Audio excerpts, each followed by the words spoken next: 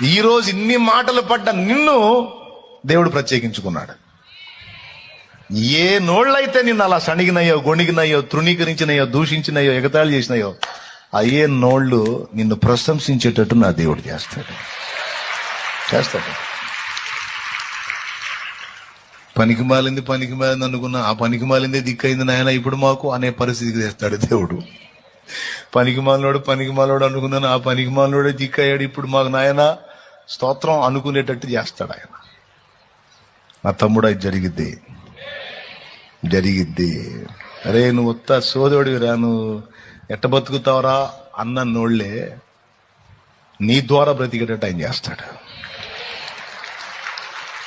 నువ్వు అనుకోవు, నీ వాళ్ళు అనుకోరు. దావీదు టైపే.